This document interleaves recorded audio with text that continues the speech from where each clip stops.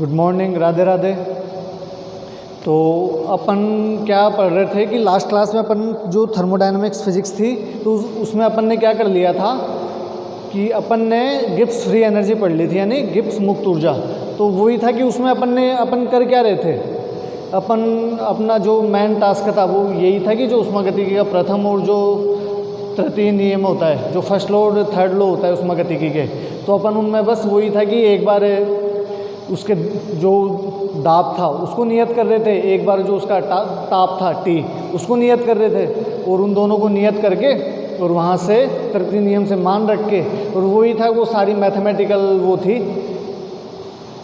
Mathematical calculation थी, और ऐसे कोई उसमें हार्ड भी नहीं था। और जो अब तक जो अपन ने पढ़ा है उनमें वो क्या है, जो दोनों तीनों थे, यानी एंथैल्पी हो गई थी, अपने हेल्महोल्ट्ज़ ऊर्जा हो गई थी, और जो गिब्स फ्री एनर्जी थी। तो यहाँ से क्या है कि एक क्वेश्चन बनने के चांस होते हैं। और जो अपन फर्दर अब आगे पढ़ेंगे और वो पढ़ेंगे मैक्सवेल इक्वेशंस। तो जो मैक्सवेल इक्वेशंस पढ़ते हैं वो भी, उसमें भी अपन क्या करते हैं कि जो अपना पहला समीकरण होता है मैक्सवेल का, उसमें अपन ऊष्मागतिकी के प्रथम और तृतीय नियम का यूज करते हैं। हालांकि यूज़ तो अपन चारों समीकरणों के लिए ही करेंगे ऊष्मागतिकी के नियमों का, पर जो पहला ऊष्मागतिकी का नियम है वहाँ पे ऊष्मागतिकी के प्रथम और तृतीय नियम का यूज करते हैं। और फिर अपन फर्दर आगे जो दूसरा, तीसरा और चौथा समीकरण है मैक्सवेल का, तो उसमें अपन एक बार एंथैल्पी का यूज करते हैं, एक बार जो हेल्महोल्ट्ज़ एनर्जी थी, हेल्महोल्ट्ज़ ऊर्जा थी, उसका यूज करते हैं, और एक बार अपन क्या करते हैं जो गिब्स मुक्त ऊर्जा थी। तो मैंने ये आपको कहा था कि वो आप याद कर लेना, मैंने MTR भी लगवा दिया था वहाँ पे। अब याद तो आपको ही करना पड़ेगा। देखो भाई, लर्न करो, वो चीज़ ऐसे कोई हार्ड है नहीं, सिर्फ दो वर्ड तो सारे लिखे हैं उसमें। एंथैल्पी में क्या है, H/U+PV है, और जो हेल्महोल्ट्ज़ ऊर्जा है वो क्या है, F = U-ST है, और जो गिब्स फ्री एनर्जी है उसमें एक टर्म और एक्स्ट्रा ऐड हो जाती है PV। तो यही है, और ऐसा कुछ है नहीं इनमें जो आपको याद करने में भी प्रॉब्लम हो। क्यों, अब जो मैक्सवेल इक्वेशंस आ जाती है वहाँ पे अगर आपको जो ये एंथैल्पी याद है और जो गिब्स मुक्त ऊर्जा याद है, और एक क्या था अपना हेल्महोल्ट्ज़ ऊर्जा, अगर ये तीनों अगर आपको याद है तो आप आगे कर पाओगे, वरना आपको पता ही नहीं चलेगा कि आप अपने को एग्जैक्ट वास्तव में करना क्या है। तो जो मैक्सवेल, अब अपन अपने टॉपिक पे आते हैं मैक्सवेल इक्वेशंस पे। तो यहाँ क्या डालेंगे कि मैक्सवेल समीकरण।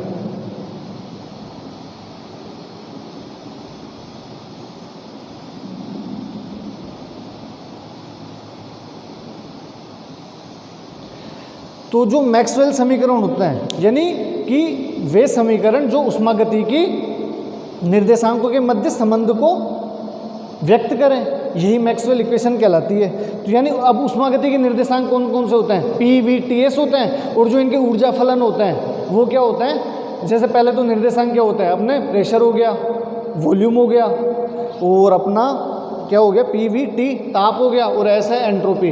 तो जो ऊष्मागतिकी निर्देशांकों को मध्य संबंध को परिभाषित करे या संबंध को व्यक्त करे, ये ऊष्मागतिकी का अपना वो मैक्सवेल इक्वेशंस का यही मेन टास्क होता है, जो ये इसके निर्देशांक है ऊष्मागतिकी के, इनके मध्य संबंध को परिभाषित करता है। और वो अब मैं आपको बता दूंगा आगे कि कैसे संबंध व्यक्त करते हैं। जब अपन जैसे जैसे अपने आगे वो चलता रहेगा, मैक्सवेल इक्वेशंस की कैलकुलेशन चलेगी, तो जो अपना फाइनल एक्सप्रेशन आएंगे वहाँ पे आपको पता चल जाएगा कि जो इनके ऊष्मागतिकी के निर्देशांक है उनमें कैसे कैसे संबंध व्यक्त होते हैं। और इनकी जो याद करने की एक शॉर्ट फॉर्म है वो मैं आपको बता ही दूंगा जब चारों इक्वेशन अपने कंप्लीट हो जाएगी, तो आपको याद करने में भी प्रॉब्लम नहीं होगी। तो फिर अपन फर्दर चलते हैं कि अब जो इनके ऊर्जा फलन होते हैं, अब ऊर्जा फलन कौन कौन से होते हैं, मैंने अभी बताया था कि ऊर्जा फलन कौन कौन से होते हैं। एक तो एंथैल्पी होती है, एक होती है हेल्महोल्ट्ज़ ऊर्जा होती है, एक गिब्स मुक्त ऊर्जा होती है, और एक क्या होता है अपना इंटरनल एनर्जी यानी आंतरिक ऊर्जा। तो यही इनका मेन टास्क है कि जो ये ऊर्जा फलन है इनका यूज करके और जो ऊष्मागतिकी के निर्देशांक है उनके मध्य संबंध स्थापित करते हैं। तो यही इनका मेन टास्क है मैक्सवेल इक्वेशंस का। तो जो इनकी जो भी इनसे रिलेटेड जो फिजिक्स थी वो मैं बता ही दिया कि जो इनका भौतिक अर्थ क्या है, मैक्सवेल इक्वेशंस का फिजिकल मीनिंग क्या है। फिजिकल मीनिंग यही है कि जो इनके ऊष्मागति के निर्देशांक होता है, और ऊष्मागति के निर्देशांक क्या होते हैं, P, V, T और S, ये इसके ऊष्मागति की निर्देशांक हो गए। अब इन निर्देशांकों के मध्य जो संबंध परिभाषित करते हैं, जो संबंध व्यक्त करते हैं, वही मैक्सवेल इक्वेशन कहलाती है। और जो मैक्सवेल इक्वेशंस के द्वारा अपन इन ऊष्मागति के निर्देशांकों के मध्य संबंध को व्यक्त करते हैं, और वो कैसे करते हैं वो अपन जैसे जैसे आगे बढ़ते जाएंगे वैसे वैसे आपको पता चल जाएगा। और मैं बताता रहूँगा कि ये देखो कि ये इसका ये प्रथम समीकरण आ गया, तो यहाँ पे ये वॉल्यूम और टेम्परेचर में संबंध को व्यक्त कर रहा है। आगे फिर अपन देखेंगे एक बार एंट्रोपी में और टेम्परेचर में संबंध को व्यक्त करता है। तो और जो अपने आएंगे वो अपन इन्हीं से निकाल लेंगे सारी चीज़ें, जो ये ऊष्मागतिकी के निर्देशांक है यहाँ से। केमिस्ट्री की चल रही है, बैठो वहाँ जाके। तो अपन अब क्या लिखेंगे, मैक्सवेल समीकरण। हाँ, और ये मैक्सवेल समीकरण अपन निकालते किन से हैं, ऊष्मागति के निर्देशांकों के मध्य संबंध को किन से निकालते हैं, ऊर्जा फलनों से। और ऊर्जा फलन एक बार मैं फिर से बता देता हूँ क्या क्या होता है, U, F, G और H। U हो गया, F हो गया, G हो गया और H हो गया। तो U तो क्या है, ये इंटरनल एनर्जी हो गई, आंतरिक ऊर्जा हो गई। और ये तीनों मैं बता ही चुका हूँ ये क्या होता है, ये हेल्महोल्ट्ज़ ऊर्जा हो गई, ये हो गई गिब्स फ्री एनर्जी, और ये एंथैल्पी। ये हेल्महोल्ट्ज़ जो एनर्जी क्या होती है, F बराबर U माइनस एच टी होता है। जो एंथैल्पी होती है वो क्या होता है, H बराबर U प्लस पी वी होता है। और जो वो हाँ एंथैल्पी ये हो गई यहाँ से। और जो अपनी गिब्स फ्री एनर्जी होती है, गिब्स मुक्त ऊर्जा होती है, वो क्या होती है, G बराबर U plus P V minus H T होता है। तो इन्हीं का यूज करके अपन मैक्सवेल इक्वेशंस निकालेंगे। यही बस मेन टास्क है मैक्सवेल इक्वेशंस का। तो अपन अब क्या लिखते हैं, इसके लिए थ्योरी लिखना है।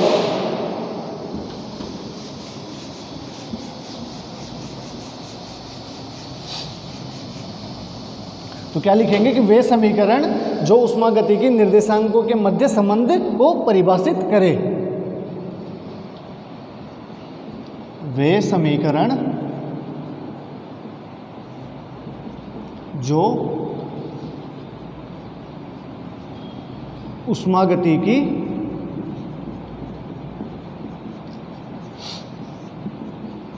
निर्देशांकों के मध्य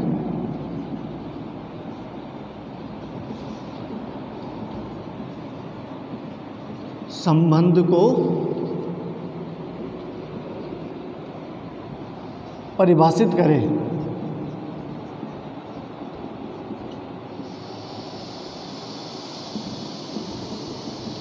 क्या कहलाता है, मैक्सवेल समीकरण कहलाते हैं।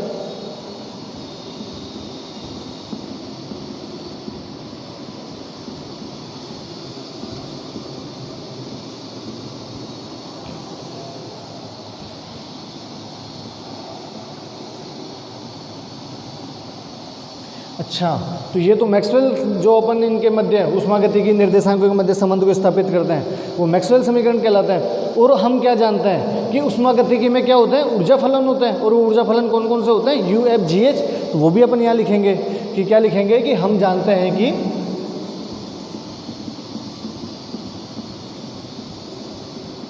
कुछ ही नहीं जानते, हम जानते हैं कि ऊष्मागतिकी भौतिकी में 4 ऊर्जा फलन होते हैं। कितने होते हैं, 4 होते हैं। हम जानते हैं कि ऊष्मागतिकी भौतिकी में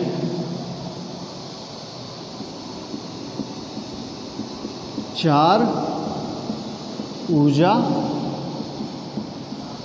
फलन होते हैं। और कौन कौन से होते हैं, U, F, G और H।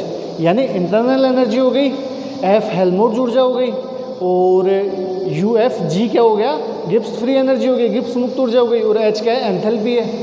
तो यहाँ क्या लिखेंगे कि हम जानते हैं कि ऊष्मागतिकी भौतिकी में 4 ऊर्जा फलन होता है, और इन 4 ऊर्जा फलनों को U, F, G से निरूपित करते हैं। इन ऊर्जा फलनों को U, F, G और H से निरूपित करते हैं।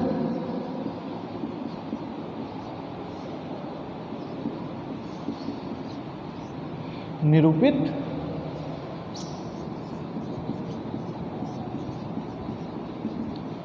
अच्छा, तो यहां तक लिख लिया होगा आपने।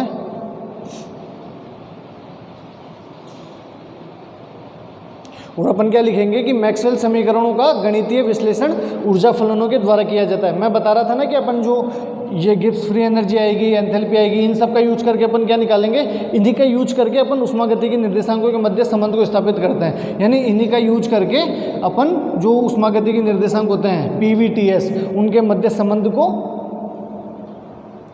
परिभाषित करते हैं। तो अपन इन्हीं का यूज करके करेंगे। तो यहाँ क्या लिखेंगे कि मैक्सवेल समीकरण का गणितीय विश्लेषण ऊर्जा फलनों के द्वारा किया जाता है। तो अपन क्या लिखेंगे कि मैक्सवेल समीकरणों का गणितीय विश्लेषण ऊर्जा फलनों के द्वारा व्यक्त किया जाता है।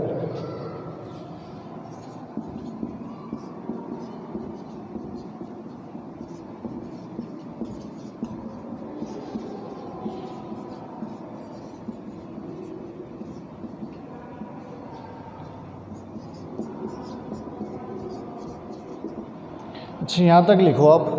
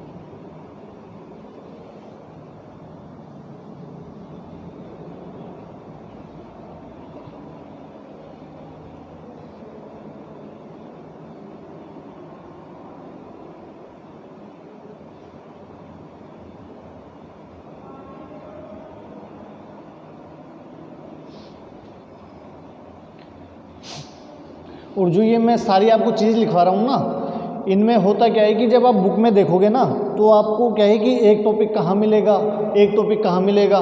आपको जो एंथैल्पी है वो और कहीं मिलेगी, गिब्स फ्री एनर्जी है यानी गिब्स मुक्त ऊर्जा है वो आपको और कहीं मिलेगी, और जो हेल्महोल्ट्ज़ ऊर्जा है वो आपको और कहीं मिलेगी। तो क्या है कि ये अगर आप बुक के हिसाब से पढ़ोगे ना, तो फिर क्या है कि मैक्सवेल इक्वेशंस आपको पहले ही पढ़नी पड़ जाएगी। अब मैक्सवेल इक्वेशन आपको पहले पढ़ोगे बुक के हिसाब से, तो फिर क्या होगा आपके प्रॉब्लम। यानी बुक में तो क्या है कि चैप्टर वाइज दे रखा है और अपने को यूनिट वाइज देखना है, तो अपने यूनिट में कौन कौन से चीज़ें हैं, तो अपन तो यूनिट वाइज ही पढ़ेंगे। तो इनमें फिर प्रॉब्लम क्या हो जाती है कि जब आप पहले मैक्सवेल इक्वेशन पढ़ोगे तो अपने को ये पता ही नहीं है कि ये क्या होता है, ये U क्या है, F क्या है, G क्या है और H क्या है। फिर आप मान के करो, फिर मान के करोगे तो फिर वहीं पे कॉन्ट्राडिक्शन हो जाता है कि यार कि ये एंथैल्पी H बराबर U प्लस PV है, तो ये कैसे आई। जब अपने को पता ही नहीं है वो चीज़, तो अपन माइंड कैसे एक्सेप्ट करेगा वो चीज़ों को। तो इसलिए मैं क्या आपको सबसे पहले सारी चीज़ें स्टेप बाय स्टेप पढ़ा रहा हूँ। कई बच्चे क्या होते हैं कि बुक से देख तो लेते हैं, पर उनको वास्तव में ये पता नहीं होता कि अपन देख तो रहे हैं, पर ये सब चीज़ पढ़ने से पहले अपने को कौन सी चीज़ पहले पढ़नी चाहिए। वरना तो क्या है कि पढ़ते रहो, कोई बात नहीं है, मानते रहो, मैं भी उस हिसाब से पढ़ा दूंगा आपको। फिर जहाँ भी कोई कुछ भी चीज़ आए तो फिर मैं यही लिखूंगा कि हम जानते हैं कि, और फिर आप पूछोगे कि सर क्या होता ही है, तो फिर मैं कह दूंगा कि ये मान लो ये चीज़ होती है, आगे आएगी जब मैं आपको बता दूंगा वो। तो इससे बढ़िया है ना कि अपन सारी चीज़ स्टेप बाय स्टेप पढ़े, कि पहले ये टॉपिक पढ़ो, इसके बाद अपने को इस टॉपिक की रिक्वायरमेंट रहेगी तो वो टॉपिक पढ़ो, और फिर जो अपना मेन टॉपिक है वो टॉपिक पढ़ो। तो वो सारी चीज़ें मैं क्या आपको स्टेप बाय स्टेप बता रहा हूँ। तो मैं उम्मीद करता हूँ आपने यहाँ तक लिख लिया होगा, तो मैं हटा देता हूँ।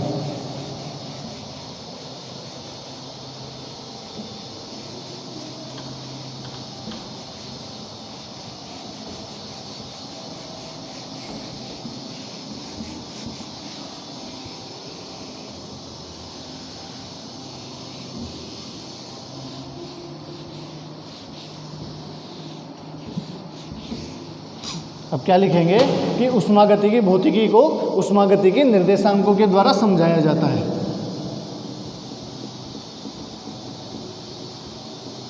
ऊष्मागतिकी भौतिकी को ऊष्मागतिकी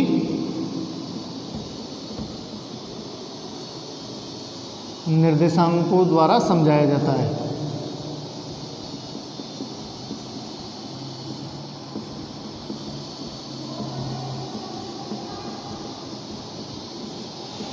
समझाया जाता है। और ऊष्मागतिकी निर्देशांक कितने होते हैं? 4 होते हैं, मैं आपको बता चुका पहले भी।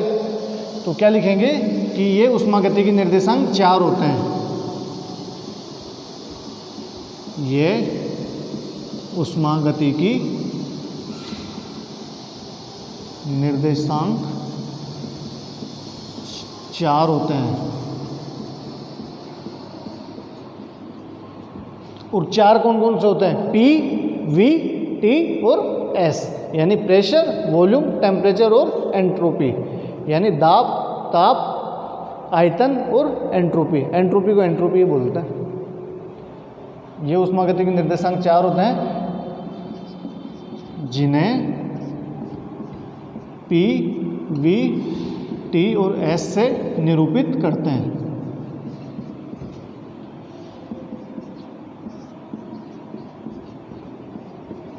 चलिए 2 लाइन है, फटाफट लिखो। फिर अपन आते हैं मैक्सवेल के प्रथम नियम पे या प्रथम समीकरण पे।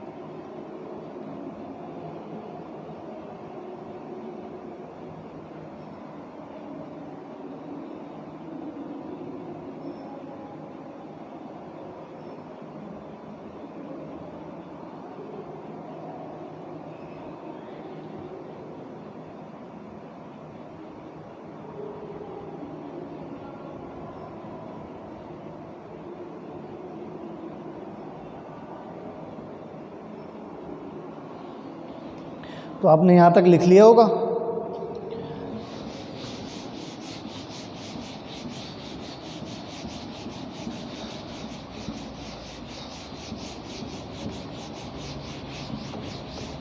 तो क्या लिखोगे मैक्सवेल के प्रथम समीकरण से?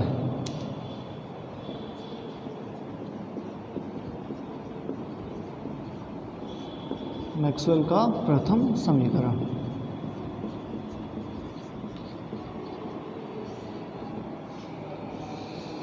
अच्छा, तो अब जो अपन ना, वो तो क्या है थ्योरी थी, मतलब थ्योरी तो ये भी है, पर वो क्या है थोड़ा लिखने का था। अब ये सारी चीज़ क्या है समझने की है। तो इनको ध्यान से समझो, ये लगभग हर साल ही पूछा जाता है ये वाला क्वेश्चन। तो इसको थोड़े अच्छे से पढ़ लोगे तो सही रहेगा, फिर आपको क्या है बाद में और चीज़ें देखने में आपको दिक्कत नहीं होगी। तो अपन यहाँ क्या लिखेंगे कि ऊष्मागतिकी के प्रथम नियम से, ऊष्मागतिकी के प्रथम नियम से। तो क्या होता है ऊष्मागतिकी का प्रथम नियम? dq बराबर du प्लस dw। अच्छा, और ये dw क्या है? दाबायतन ऊर्जा है, क्यों मैंने बता दिया आपको। तो यहाँ क्या लिखेंगे, चूंकि dw बराबर pdv, अपन जानते हैं दाबायतन ऊर्जा है इसकी। तो यहाँ मैं ये dw के लिए यहाँ पे रख दूंगा, तो ये क्या हो जाएगा dq बराबर du प्लस pdv। ये अपना हो गया समीकरण नंबर 1। तो अब क्या करेंगे, अब जो ऊष्मागतिकी का तृतीय समीकरण है अपन उसका यूज करेंगे। तो अरे यार ये क्या हो रहा है, तो लिखो यहाँ पे ऊष्मागतिकी के तृतीय समीकरण से, ऊष्मागतिकी के तृतीय समीकरण से। अब थर्ड लॉ क्या है ऊष्मागतिकी का? ds बराबर dq अपॉन टी, ds बराबर dq अपॉन टी। तो dq बराबर क्या हो जाएगा? TdS हो जाएगा। अब मैं समीकरण 1 में dq की वैल्यू रख दूँ तो यहाँ क्या करेंगे कि समीकरण 1 में dq का मान रखने पर, भाई अपन ने कुछ ही नहीं किया, ये पहले इसमें ऊष्मागतिकी का प्रथम नियम लिया है और ऊष्मागतिकी के प्रथम नियम लेके अपन उसमें जो इसका dw की वैल्यू वो रखी है और उसके बाद अपन ने क्या किया है, जो ऊष्मागतिकी का तृतीय समीकरण है वो तृतीय नियम से, सॉरी यहाँ समीकरण मत लिखो, यहाँ नियम लिखो। तो जो ऊष्मागतिकी का तृतीय नियम क्या है? ds बराबर dq अपॉन टी। तो dq फिर dq क्या हो जाएगा? TdS। इसका t का इधर ट्रांसफर कर देंगे और ये जो dq है उसकी वैल्यू समीकरण 1 में रख देंगे। तो यहाँ क्या हो जाएगा? TdS बराबर du प्लस pdv। ये अपना समीकरण हो गया 2।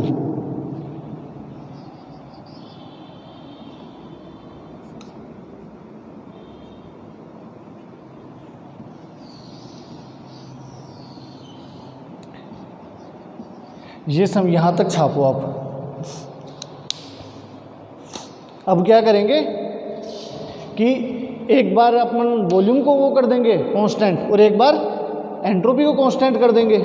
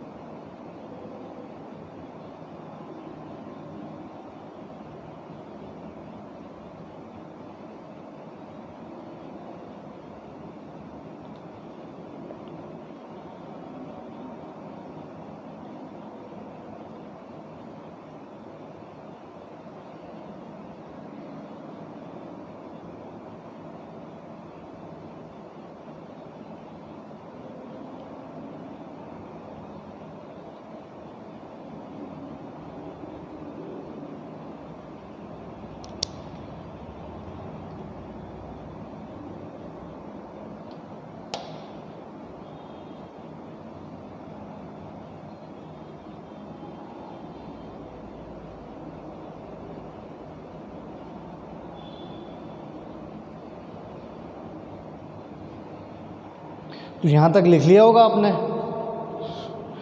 तो मैं ये चीज़ यहाँ से हटा रहा हूँ। अगर आपने नहीं भी लिखा होगा तो वीडियो को पॉज करके लिख लेना।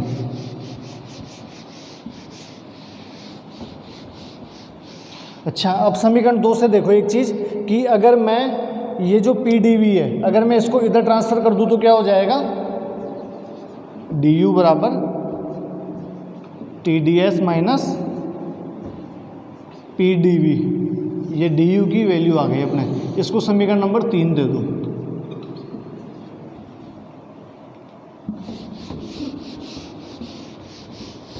अब अपन लगाते हैं केस। क्या लगाएंगे? केस लगाएंगे। अब केस कौन सा लगाएंगे कि लिखो केस फर्स्ट। अब केस फर्स्ट क्या है कि अगर मैं जो ये वॉल्यूम है V है अगर मैं इसको कांस्टेंट कर दूं तो क्या लिखेंगे कि if V equal to constant, यानी मैंने इसको नियत कर दिया। अगर V कांस्टेंट है तो फिर अगर अपन उसका डेरिवेटिव करेंगे, अवकलन करेंगे, तो dv क्या हो जाता है, 0 हो जाएगा। तो ये क्या हो जाएगा, इसलिए dv बराबर 0 हो जाएगा। तो समीकरण 3 से अगर मैं ये dv की वैल्यू यहाँ 0 रखूँगा तो ये पूरी वैल्यू 0 हो जाएगी। तो फिर यहाँ क्या लिखूँगा मैं, समीकरण 3 से, समीकरण 3 से। तो समीकरण 3 में अगर अपन dv की वैल्यू रखेंगे तो ये क्या हो जाएगा, du बराबर t ds। और अगर मैं ये ds की अगर मैं इधर इसका ट्रांसफ़र कर दूं तो यहाँ क्या रह जाएगा, du अपॉन ds। और ये क्या हो जाएगा, हाँ, और ये क्या, ये आंशिक अवकलन के रूप में लिखेंगे अपन इनको। तो ये क्या हो जाएगा, del u upon del s. और यहाँ पे क्या कांस्टेंट था, v कांस्टेंट था, अपन ने क्या लिया था, v नियत। तो यहाँ क्या लिख देंगे, v कांस्टेंट। और यहाँ पे ये क्या हो जाएगा, t। इसको समीकरण नंबर 4 दे दो। अब मेरे को एक चीज़ बताओ कि अगर मैं इसका एक बार और अवकलन कर दूँ तो जो ये वैल्यू आई है, अगर मैं इसका एक बार t के सापेक्ष, नहीं सॉरी, अगर मैं इसका एक बार v के सापेक्ष अवकलन और कर दूं तो फिर क्या होगा। तो देखते हैं अपन कि समीकरण 4 का v के सापेक्ष आंशिक अवकलन करने पर, सापेक्ष आंशिक अवकलन करने पर, आंशिक अवकलन करने पर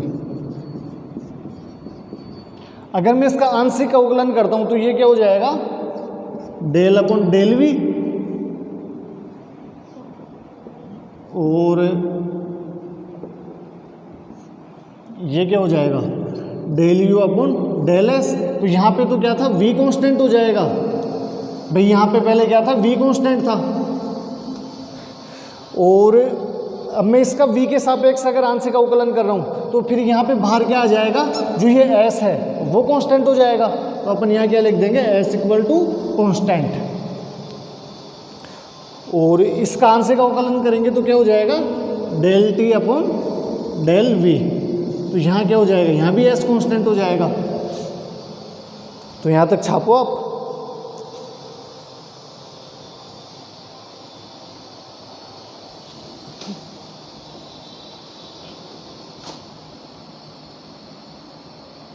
और इसको समीकरण नंबर दे देना 5।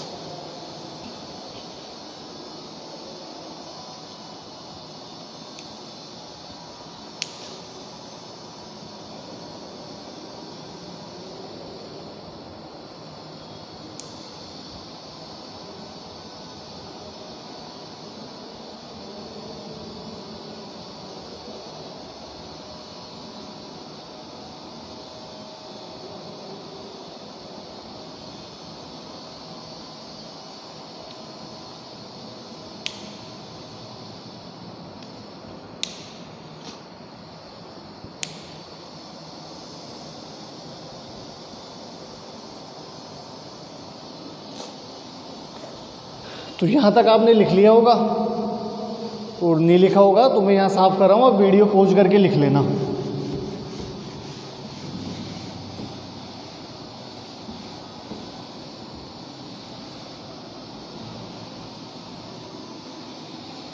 ये अपना समीकरण 5 आ गया। अब मैं क्या करता हूँ, इसको तो रहने दो आप, ये काम आएगी अपनी ये चीज़। चलो हटा दो, वो देख लेंगे फिर अपन, जब रिक्वायर रहेगी तब देख लेंगे अपन।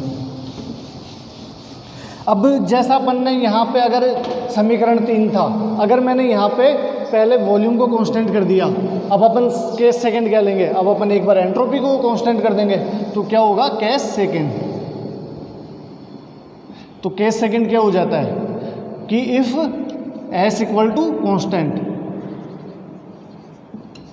अगर मैं s को नियत कर देता हूँ तो क्या हो जाएगा, तो 100, अगर मैं s को कांस्टेंट कर दिया तो ds क्या हो जाएगा, 0 हो जाएगा। और अगर अब ds 0 हो गया तो ये वैल्यू मैं कहाँ रख देता हूँ, समीकरण 3 में। तो यहाँ क्या लिखता हूँ मैं, समीकरण 3 से। तो समीकरण 3 क्या था, du बराबर माइनस पी डी वी हो जाएगा। क्यों कि जब मैं ये ds अगर ये 0 हो रहा है तो मैं जब यहाँ पे 0 वैल्यू रखूँगा तो 0 का t से मल्टीप्लाई होगा तो 0 हो जाएगा, कि 0 से अपन कोई भी चीज़ को मल्टीप्लाई करते हैं तो 0 हो जाता है। तो अपन फिर क्या लिखेंगे यहाँ पे, माइनस पी डी वी। अगर मैं इस डी वी का इधर ट्रांसफ़र कर देता हूँ तो ये क्या हो जाएगा, del u upon del v. और अपन ने क्या कांस्टेंट किया था, s इक्वल टू कांस्टेंट था यहाँ पे, और ये क्या हो जाएगा, माइनस पी। ये माइनस पी हो गया। समीकरण 5 तक लिख लिया था अपन ने, ये अपना समीकरण 6 मान लो इसको। अच्छा, अब मेरे को एक चीज़ बताओ कि अब मैं अगर समीकरण 6 का अगर मैं एक बार एंट्रोपी के सापेक्ष आंशिक अवकलन करूं और जो ये v है इसको कांस्टेंट रखूं तो क्या हो जाएगा, वो भी देखते हैं अपन। समीकरण 6 का आंशिक अवकलन करने पर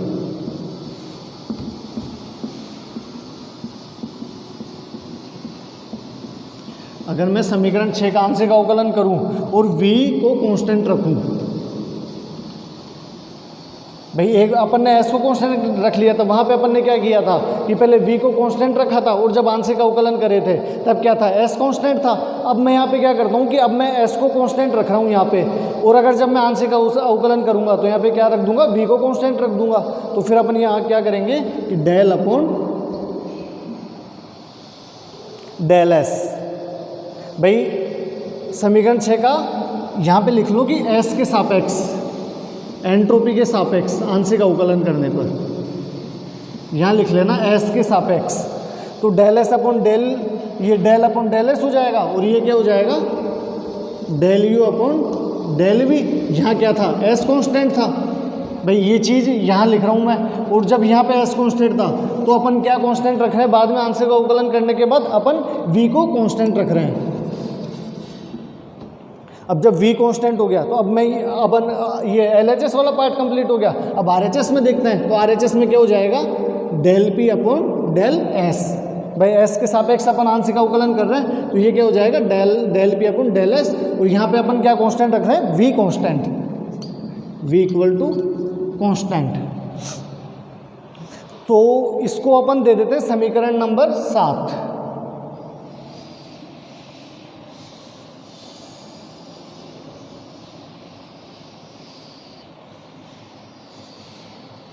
यहाँ तक लिखो फटाफट आप।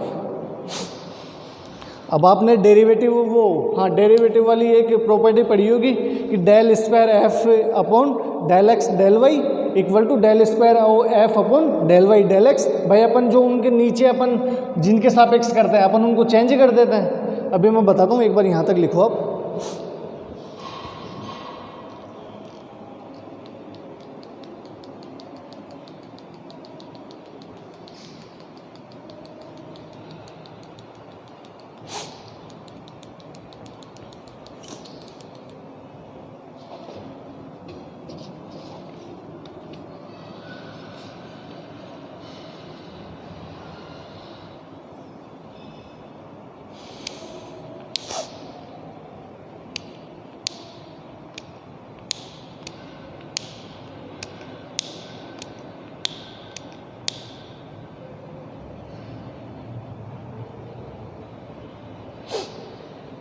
तो मैं यहाँ तक हटा रहा हूँ, एक बार आप वीडियो पॉज करके लिख लेना। फिर क्या है, ज़्यादा लंबी क्लास हो जाती है, फिर डालने में थोड़ी प्रॉब्लम होती है यूट्यूब पे।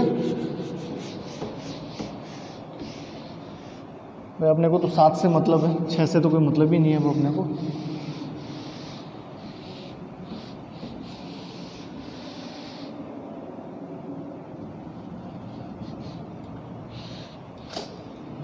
तो अब अपन क्या लिखेंगे यहाँ पे कि अवकलज संकारक के गुणधर्म से। अब आप जानते हो कि अवकलज संकारक की प्रॉपर्टी क्या होती है, तो लिख लो, वो भी मैं लिखा देता हूँ आपको। अवकलज संकारक के गुणधर्म से।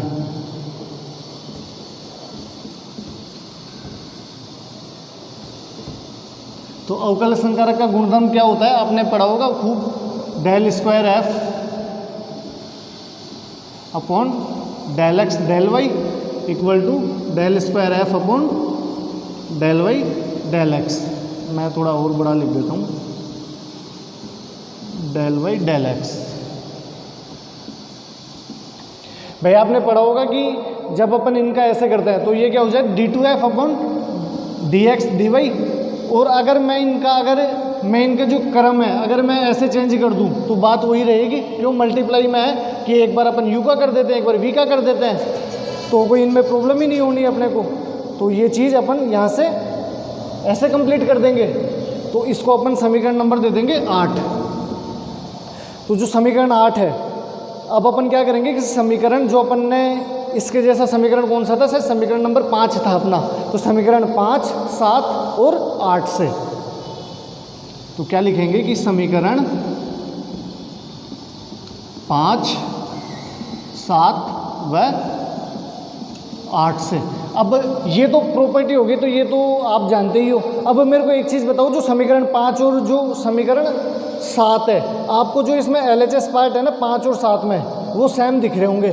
क्यों, अगर मैं इनको अगर इनके जो ये क्रम चेंज कर दूं तो बात तो वही है ना। अगर मैं इनके क्रम को चेंज कर देता हूं तो बात यही है जो ये मैंने प्रॉपर्टी लिखवाई है कि चाहे मैं पहले एक बार S के सापेक्ष कर दूं या पहले V के सापेक्ष कर दूं, जो रिजल्ट आएगा वो वही आएगा। तो जो इनके अगर RHS समान है तो उनके LHS भी क्या हो जाएंगे, बराबर हो जाएंगे। तो अपन यहाँ क्या लिख देंगे कि समीकरण ये कौन सा था, 5, 7 और 8। तो जो समीकरण 5 का RHS था वो क्या था, del t upon del we.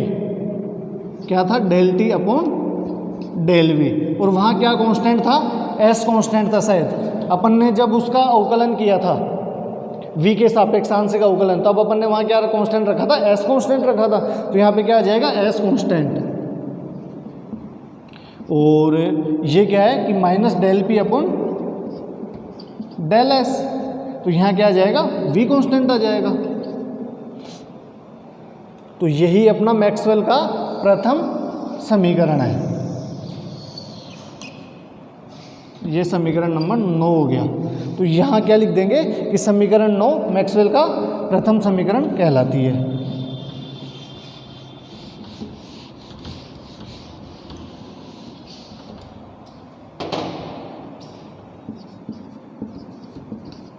समीकरण 9 मैक्सवेल का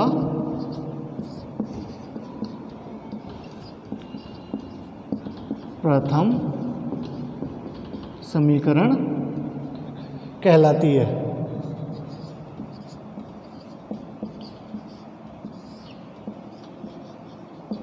ये यहाँ तक। यार इंक की प्रॉब्लम है थोड़ी सी, तो आप ये लास्ट वाली लाइन लिख लेना कि समीकरण 9 मैक्सवेल का प्रथम समीकरण कहलाती है। तो ये अपना समीकरण मैक्सवेल का प्रथम हो गया। अब मैं आपको एक बार और बता देता हूँ कि अपन ने जो ये काम किया है वो क्या किया है कि सबसे पहले अपन ने ऊष्मागतिकी का प्रथम नियम लिया है। वो क्या था, डी क्यू बराबर D you plus D W. और जो डी डब्ल्यू होती है उसकी वैल्यू क्या होती है, पी डी वी। तो और जो ऊष्मागतिकी का तृतीय नियम है वो क्या है कि डी एस बराबर डी क्यू अपॉन टी। तो डी क्यू बराबर क्या हो जाएगा, टी डी एस। तो मैं करता क्या हूँ कि जो ये समीकरण अपने जो ऊष्मागतिकी का तृतीय नियम ऊष्मागतिकी के प्रथम नियम में वैल्यू रख देता हूँ, और जब वैल्यू रख देंगे तो मैं उनका थोड़ा सा ट्रांसफर कर देता हूँ। तो डी यू बराबर ये जो अपना समीकरण नंबर 3 था तो डी यू बराबर वो आ जाएगा। तो एक बार मैं क्या करता हूँ कि एक बार तो मैं वी के सापेक्ष वो वी को कॉन्स्टेंट रख देता हूँ। जब मैं वी को कॉन्स्टेंट रखूँगा तो डी वी 0 हो जाएगा। तो जो समीकरण 3 में अपन ये डी वी की वैल्यू रख देंगे, और जब फिर जो भी फिर अपन उसका एक बार नीचे की तरफ ट्रांसफ़र कर देंगे, जो भी अपने पास जो स्टफ आएगा। उसके बाद फिर अपन क्या करते हैं कि उसका v के सापेक्ष आंशिक अवकलन करते हैं। जो अपने पास स्टफ आया था v को कांस्टेंट रखने के बाद अपन v के सापेक्ष उसका आंशिक अवकलन करते हैं, और जब फिर उसका आंशिक अवकलन कर देंगे और वहाँ पे क्या रख देंगे, s कांस्टेंट रख देंगे, तो अपने पास वहाँ एक वैल्यू वो आ जाएगी। उसके बाद फिर अपन क्या जो केस सेकंड यूज करते हैं, वहाँ एक बार क्या करते हैं, पहले अपन ने v को कांस्टेंट रखा था, उसके बाद अपन फिर क्या रख देंगे, s को कांस्टेंट रख देंगे, और फिर s को कांस्टेंट रख के और फिर s के सापेक्ष ही अपन क्या करेंगे, आंशिक अवकलन कर देंगे, तो फिर v कांस्टेंट हो जाएगा। और जब सीधी सी बात है, जब इधर v कांस्टेंट हो जाता है तो फिर अपन जो डेरिवेटिव वाली प्रॉपर्टी है तो वो यूज कर लेंगे। जब डेरिवेटिव वाली प्रॉपर्टी यूज करके जब फाइनल एक्सप्रेशन आता है तो फिर वो अपने ये आता है और यही मैक्सवेल का क्या है, प्रथम समीकरण कहलाता है। तो आज की क्लास आपकी यहीं पे कंप्लीट होती है, जो 40 मिनट की क्लास हो चुकी, और फर्दर फिर कल अपन क्या पढ़ेंगे, मैक्सवेल का द्वितीय समीकरण पढ़ेंगे। तो राधे राधे।